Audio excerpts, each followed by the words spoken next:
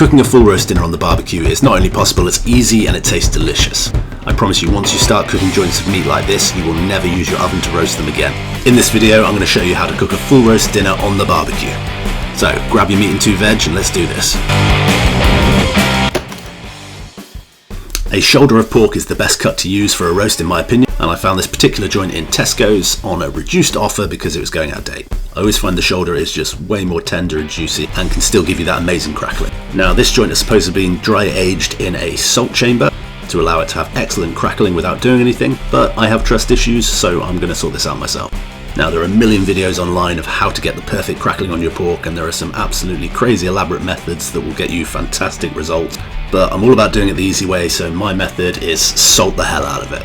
Once you've let that salt sit for about 20 minutes, just wipe it off and apply a new layer of salt. And this layer is going to stay on while we cook. Now, as with everything we do on the barbecue, we're going to cook to temperature, not time. I'm going to use my wireless Ninja Thermometer, and this is going to allow me to keep track of the internal temperature of the meat during the cook using their app. Of course, any thermometer will do, I just happen to have a Ninja one, and I've put an Amazon link in the description if you want to get one yourself. So I log onto the app and set it for a target of 71 degrees, which with some carryover cooking should give us the perfect result. Now it's time to barbecue. For this cook, I'm going to be using Big K restaurant grade charcoal. It comes in massive chunks and lasts for ages. My preferred method for lighting is to use a chimney starter. I got this absolute beast of one from Fire and Smoke. You can find them on Facebook. And after about 20 minutes, most of the coals are lit and we're ready to pour them out. I'm just going to use the charcoal baskets on the Weber Mastertouch to make a 2-zone fire. We're going to have a hot zone and a cold zone. I'm just going to have the hot zones either side and leave a cold zone in the middle to allow for indirect cooking. Now, if you haven't got baskets like this, don't worry at all. Just shove all the charcoal on one side and have your cool zone on the other. The whole point is you just don't have your joint of meat directly over the coals because then it's going to burn. And once you set up your coals, just add your grill grate, pop down the lid, and then just start adjusting the vents. You've got the intake on the bottom and the outtake on the top. You want to adjust them so that your barbecue is running anywhere from 180 to 210 degrees. As long as you spend the majority of the cook time vaguely within those temperatures, it's going to turn out absolutely fine. Once you're happy with the barbecue temperature, you want to put on that meat and listen for that sizzle. Shout out to Geezer Grills on Instagram for that one. And once you're happy it's nicely sat in the indirect heat, just close it up. Just check your temps occasionally and adjust as necessary. Now it's time to prep the sides. I'm going to keep it super simple with this one and do some roast potatoes and Chantenay carrots. I'm aware for a lot of people this isn't a full Sunday roast, but hey, I'm a simple guy.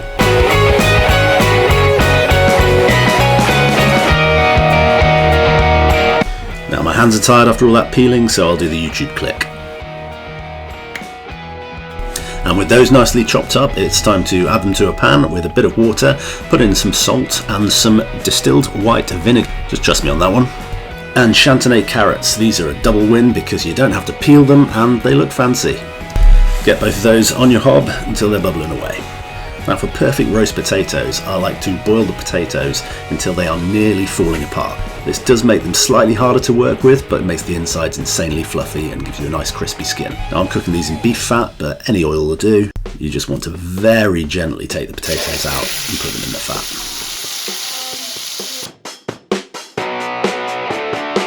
Then very gently make sure they all get a good covering of fat.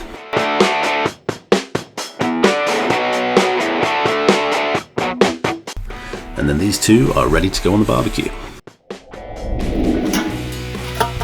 These are also going to go in the indirect zone. Again, this is just to stop the bottom of them burning. And once your pork is about 3/4 of the way in, about 55-60 degrees, it'll be time to go in, knock off that salt crust and flip it over so it gets a little bit more heat on the skin. And after the potatoes have been on for about 20 minutes, give them a turn.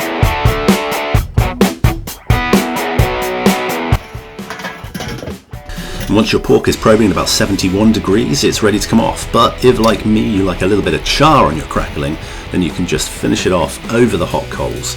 That fat's going to drip down, the flames are going to come up, and it gives it a beautiful char. But if that char taste isn't for you, then skip this step, just get it straight to resting. And it's at this point where I'm going to put on those Chantenay carrots, just a little tray with some butter, which is going to melt down and make them absolutely delicious. And I'll take the meat inside to rest. After about another 10 minutes over that heat, you just want to stir your carrots and flip over your potatoes.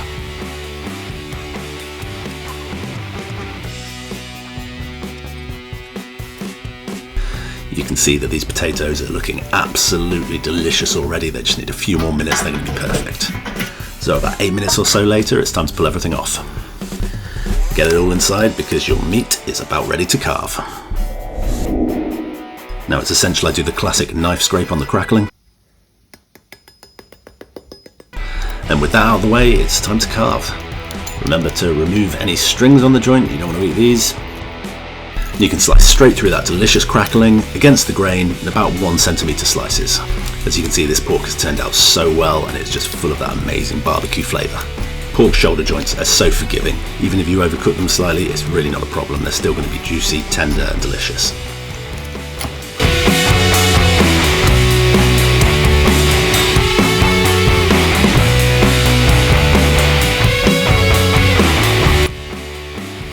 And there you have a nice pile of tender, delicious, juicy meat with amazing, salty, crispy crackling.